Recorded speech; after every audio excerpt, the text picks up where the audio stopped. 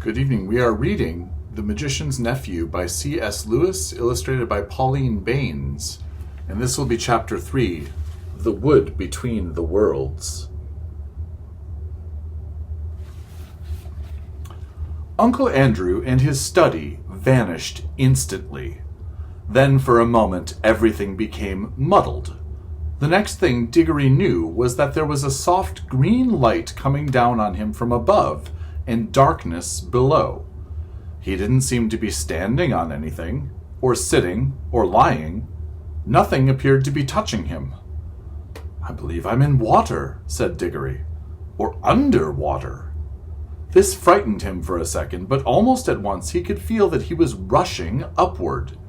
Then his head suddenly came out into the air, and he found himself scrambling ashore out onto smooth grassy ground at the edge of a pool. As he rose to his feet, he noticed that he was neither dripping nor panting for breath, as anyone would expect after being under water. His clothes were perfectly dry. He was standing by the edge of a small pool, not more than 10 feet from side to side, in a wood.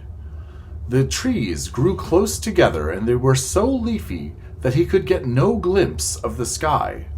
All the light was green light that came through the leaves, but there must have been a very strong sun overhead, for this green daylight was bright and warm. It was the quietest wood you could possibly imagine. There were no birds, no insects, no animals, and no wind. You could almost feel the trees growing. The pool he had just got out of was not the only pool. There were dozens of others, a pool every few yards as far as his eyes could reach.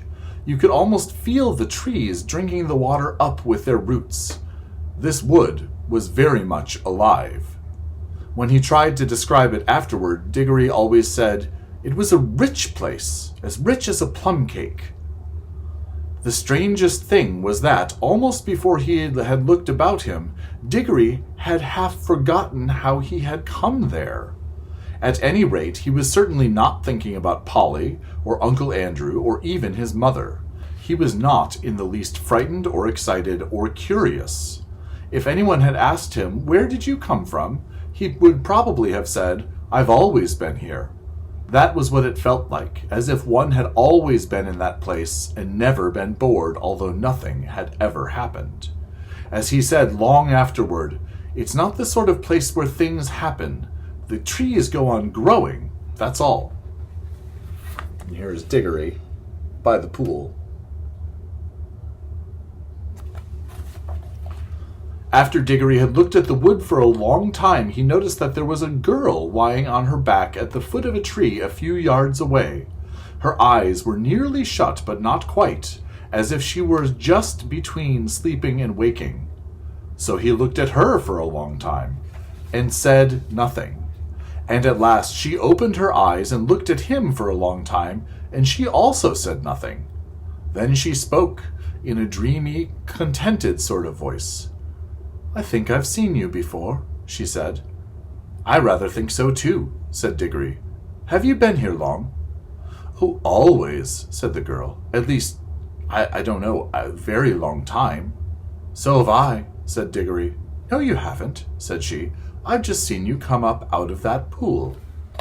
"Yes, I suppose I did," said Diggory with a puzzled air.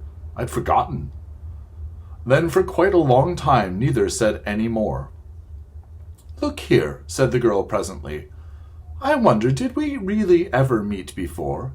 I had a sort of idea, a sort of picture in my head, of a boy and a girl like us, living somewhere quite different, and doing all sorts of things. Perhaps it was only a dream." "I've had that same dream, I think," said Diggory, "about a boy and a girl living next door, and something about crawling among rafters. I remember the girl had a dirty face." "Aren't you getting it mixed? In my dream, it was the boy who had the dirty face."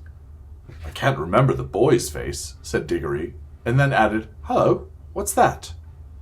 "Why, it's a guinea pig," said the girl. And it was a fat guinea pig nosing about in the grass. But round the middle of the guinea pig there ran a tape, and tied onto it by the tape was a bright yellow ring. "Look, look!" cried Diggory. "The ring! And look, you've got one on your finger, and so have I." And here is the guinea pig.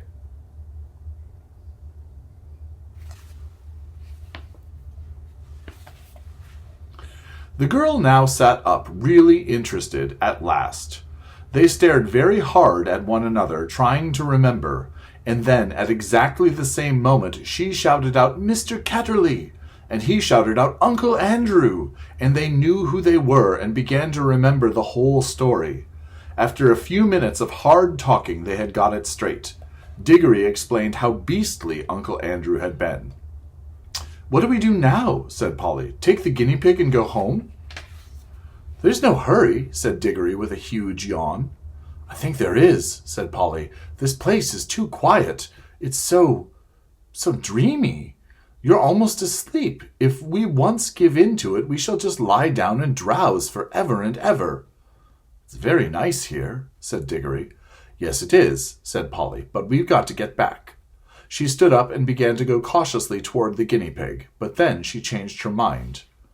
"We might as well leave the guinea pig," she said. "It's perfectly happy here, and your uncle will only do something horrid to it if we take it home." "I bet he would," answered Diggory. "Look at the way he's treated us. By the way, how do we get home?" "Go back into the pool, I expect." They came and stood together at the edge, looking down into the smooth water. It was full of the reflection of the green leafy branches. They made it look very deep. "We haven't any bathing things," said Polly.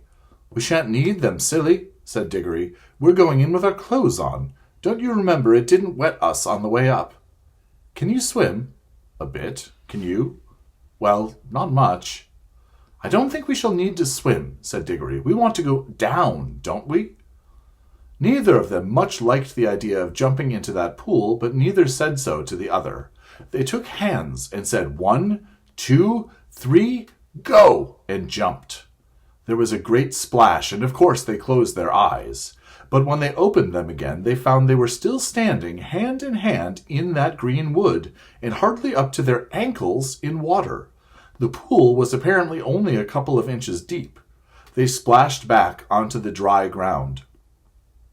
"What on earth's gone wrong?" said Polly in a frightened voice, but not quite so frightened as you might expect, because it is hard to feel really frightened in that wood. The place is too peaceful. "Oh, I know," said Diggory. "Of course it won't work. We're still wearing our yellow rings. They're for the outward journey, you know. The green ones take you home. We must change rings. Have you got pockets? Good. Put your yellow ring in your left. I've got 2 greens. Here's one for you." They put on their green rings and came back to the pool. But before they tried another jump, Diggory gave a long "ooh." "What's the matter?" said Polly.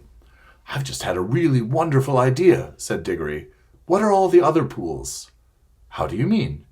"Why, if we can get back to our own world by jumping into this pool, mightn't we get somewhere else by jumping into one of the others? Supposing there was a world at the bottom of every pool."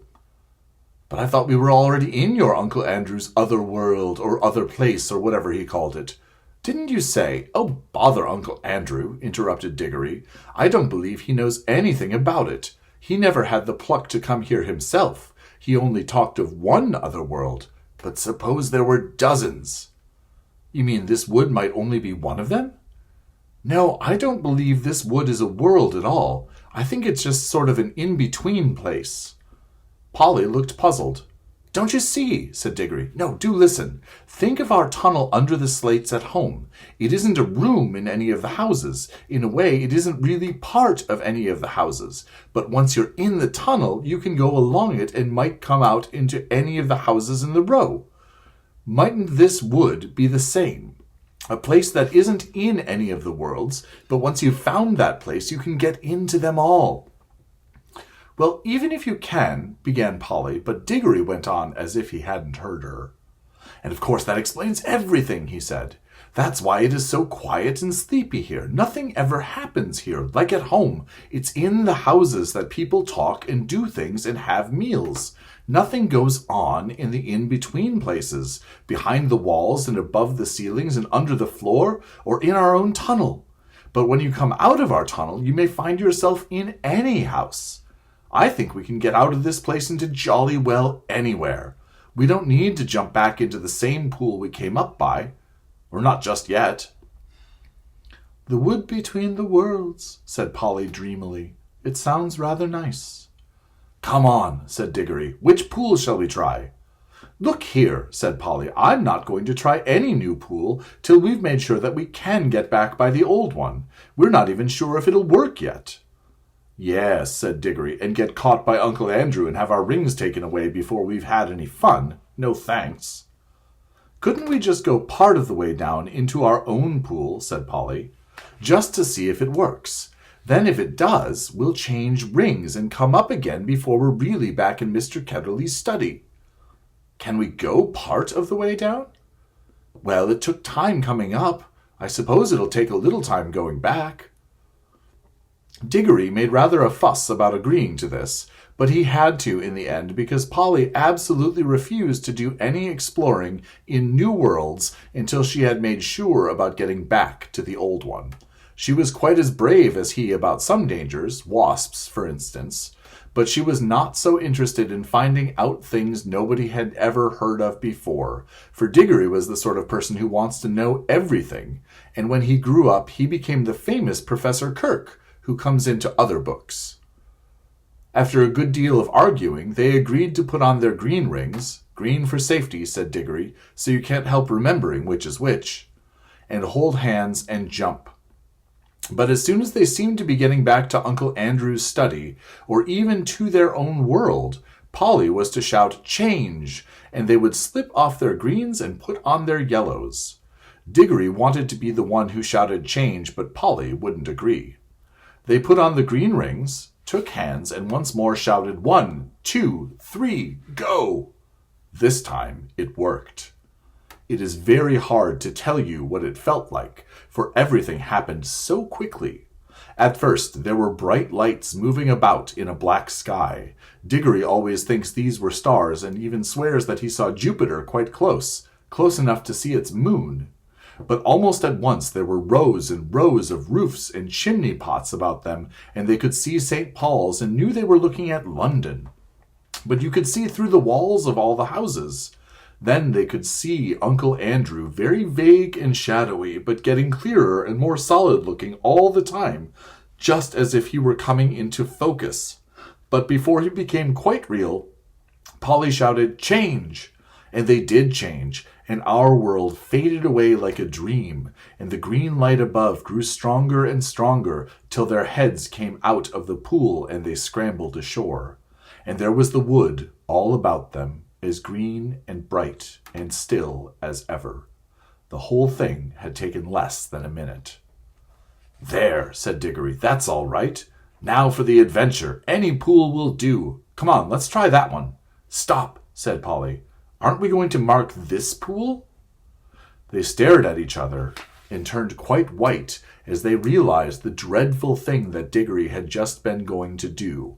For there were any number of pools in the wood, and the pools were all alike, and all the trees were all alike, so that if they had once left behind the pool that led to our own world without making some sort of landmark, the chances would have been 100 to 1 against their ever finding it again. Diggory's hand was shaking as he opened his penknife and cut out a long strip of turf on the bank of the pool. The soil, which smelled nice, was of a rich reddish-brown and showed up well against the green. "It's a good thing one of us has some sense," said Polly. "Well, don't keep on gassing about it," said Diggory. "Come along. I want to see what's in one of the other worlds." And Polly gave him a pretty sharp answer, and he said something even nastier in reply. The quarrel lasted for several minutes, but it would be dull to write it all down. Let us skip on to the moment at which they stood with beating hearts and rather scared faces on the edge of the unknown pool with their yellow rings on, and held hands and once more said 1, 2, 3, go! Splash! Once again, it hadn't worked. This pool, too, appeared to be only a puddle. Instead of reaching a new world, they only got their feet wet and splashed their legs for the second time that morning. If it was morning, it seems to always be the same time in the wood between the worlds. "Blast and botheration!" exclaimed Diggory. "What's gone wrong now? We've put our yellow rings on all right. He said yellow for the outward journey."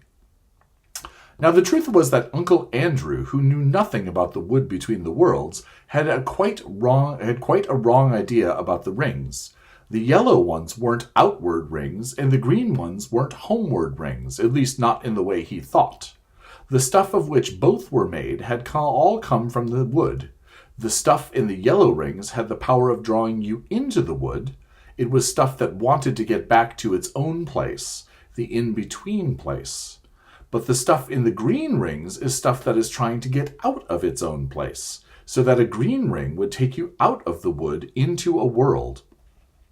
Uncle Andrew, you see, was working with things he did not really understand. Most magicians are. Of course, Diggory did not realize the truth quite clearly either, or not till later. But when they had talked it over, they decided to try their green rings on the new pool just to see what happened. "I'm game if you are," said Polly. But she really said this because, in her heart of hearts, she now felt sure that neither kind of ring was going to work at all in the new pool, and so there was nothing worse to be afraid of than another splash. I am not quite sure that Diggory had not the same feeling. At any rate, when they had both put on their greens and come back to the edge of the water and taken hands again, they were certainly a good deal more cheerful and less solemn than they had been the first time. "1, 2, 3, go!" said Diggory, and they jumped. Chapter 4 will be called The Bell and the Hammer.